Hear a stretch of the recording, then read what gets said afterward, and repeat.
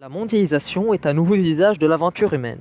Cette citation de Jacques Chirac met en avant le terme de mondialisation, processus d'interdépendance des différentes parties du monde grâce à l'extension progressive du capitalisme. Or, la mondialisation ne s'inscrit pas seulement dans l'espace, mais aussi dans le temps. Née au lendemain de la découverte de l'Amérique dans l'essor du commerce transatlantique, la mondialisation connaît une première phase d'apogée entre 1870 et 1914, mais s'effondre dans les années 1918 suite à la Première Guerre mondiale. Relancée par les États-Unis après la guerre froide, la mondialisation connaît une nouvelle accélération à la fin du XXe siècle. Au cours des 25 dernières années, le processus de mondialisation s'intensifie spectaculairement sous l'effet conjugué des zones de libre-échange, des pays émergents, du développement sans précédent des moyens de transport et de communication et de l'avènement d'une firme nationale. Elle reste cependant aujourd'hui inachevée puisque de vastes espaces ne sont pas encore intégrés dans le marché mondial. Selon la définition du géographe Laurent Carouet, la mondialisation repose sur 5 piliers fondamentaux. Une idéologie, Une monnaie Un outil, un système politique. et une langue.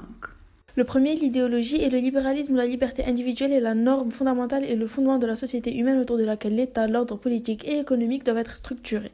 Cette idéologie est le pivot central de la plupart de ces 4 autres piliers. Le deuxième pilier, la monnaie, étant le dollar américain qui jouit encore d'une place prédominante dans le système financier mondial. Cette monnaie est l'acteur principal du troisième pilier qui est le capitalisme. système économique à l'appât du profit, véritable bénédiction à double tranchant du commerce mondial à travers l'essor économique.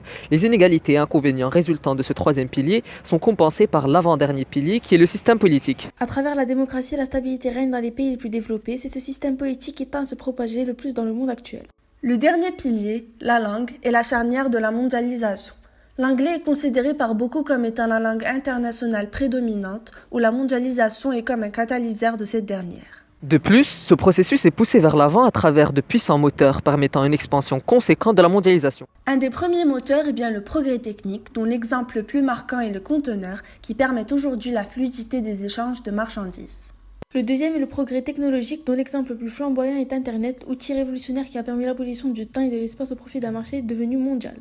Malgré ces moteurs, de nombreux freins viennent ralentir ce processus. Les plus importants sont bien sûr les guerres, Première et Deuxième Guerre mondiale, mais aussi les crises économiques comme celle de 1929 et 2007-2008. La taxation des produits à travers le protectionnisme freine aussi la mondialisation. Le rôle de l'État dans la mondialisation est encore plus important. Sa mission est en tant que régulateur, aux côtés d'organisations comme l'ONU, le FMI, etc., et d'éviter la marginalisation des plus faibles, une marginalisation accentuée par le capitalisme. Cependant, le monde est enclin au changement.